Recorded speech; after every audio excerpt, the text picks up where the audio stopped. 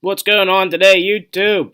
This is going to be part 2 of yesterday's video. If you didn't check it out, go check it out. And let's just get into it. If you're new to my channel, I make daily stock market videos, teaching you guys stuff I wish I knew when I first started. So if you like this kind of content, leave a like on this video, subscribe to my channel, share it to someone else, leave a comment below if you got any questions. So now, digging in a little bit to this ITIS.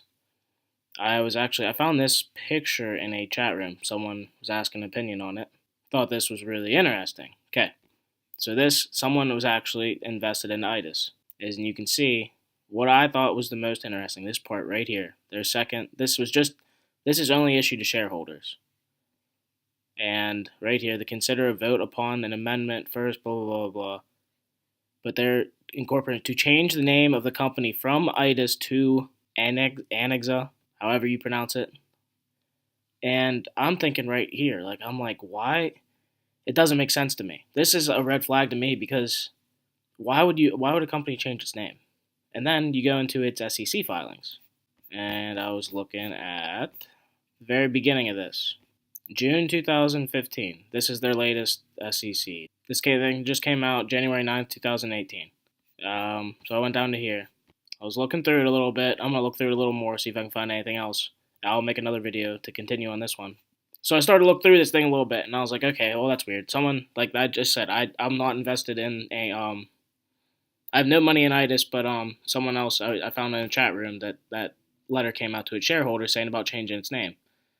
So I go into their SEC, their 10K, and I'm looking around, and it says June 2015, the company announced formation of a new subsidiary, Anixa Diagnostics. Okay, so I'm thinking right now, it's hard to figure out what these companies are doing. But so in June 2015, they merged with this Anixa Diagnostics, and now all of a sudden they're deciding to get a vote on changing their name to this Anixa Biosciences Inc. I really don't know why this would be. The only thing that I can think of, like ITIS Corporation, okay, they are their whole thing is in the biotech. So they might just want to change their name because they want biosciences in their name to show people they're a bioscience company. And bioscience companies, they're going crazy right now. So part of me actually thinks, okay, if this company is worthless and they're not doing anything good except trying to make money off news and stuff that's just not gonna ever happen. And then part of me is like, okay, maybe they are actually doing good research and they're actually trying to come up with something. You don't know. That's what I mean. It's just you don't know.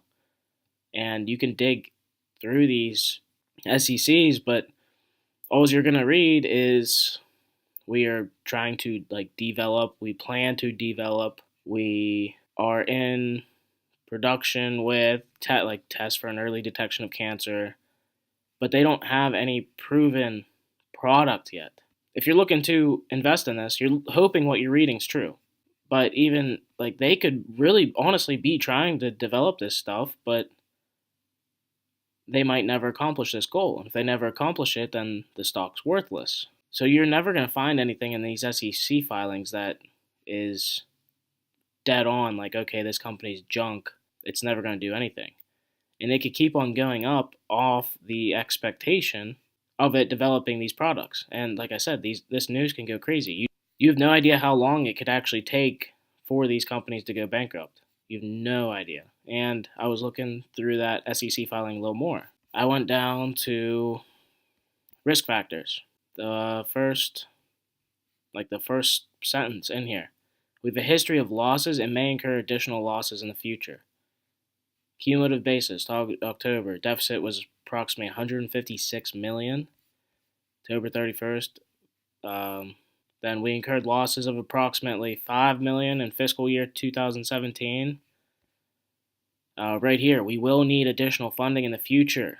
So if they need additional funding in the future, if they don't have the cash on hand to expand their business, and they can't get any investor out there to say, okay, I'm gonna invest in this company because they're doing a good thing, and I actually think they're gonna make a product, and they're gonna be successful. If they can't find that, they can't get the money from anywhere. Right here too, failure to effectively manage our potential growth could adversely affect our business and operating results. So right there, they're saying they have bad management. Right here, although we may not grow as we expect, if we fail to manage our growth effectively to develop and expand our managerial, operational, and financial resources and systems, our business and financial results will be materially harmed. So this is not a company that I like. These are the micro and nano cap companies. They're saying they have bad management. They don't have the money to further their product and will need to look for investors. So they have no money, bad management. Their business is pre-revenue and subject to the risks of an early-stage biotechnical company. Right here, we may have difficulty raising capital for our cancer diagnostic and therapeutic business. If we are unable to maintain intellectual property protection, our competitive position will be harmed. So looking through this, so I'm pretty sure all you guys out there, you realize, if a company cannot manage itself, it's going to fail in the future. If management's bad, if they can't handle themselves now, how are they going to handle themselves in the future? So unless someone else takes over this company and they actually do have a good product that could actually work, if they have good management, then okay, they might be successful. But right now, it is just not showing me any hopes of this company doing anything good. Saying they have no cash and bad management. That's just a recipe for disaster. But what I'm getting at is you don't know what news can come out for people to keep on investing in this company. And the more investors they get, the more this stock price is going to rise. So any news they come out with that raises their stock price can hurt you if you're just shorting this company because you think it's worthless, or if they merge with a bigger company. That'd be news, and it would attract more investors. You just don't know how many people they can suck in to what they're coming out with. And right here, it's going to present an artificial intelligence powered by early cancer detection technology. Just this coming out right here. It came out on 2/7. So look, came out 2/7.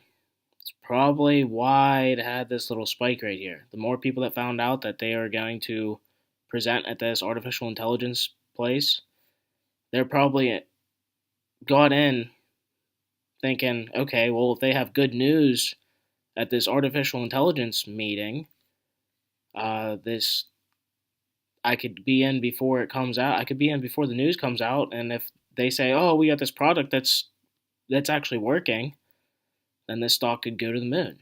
So that's why these news affects these stocks so much.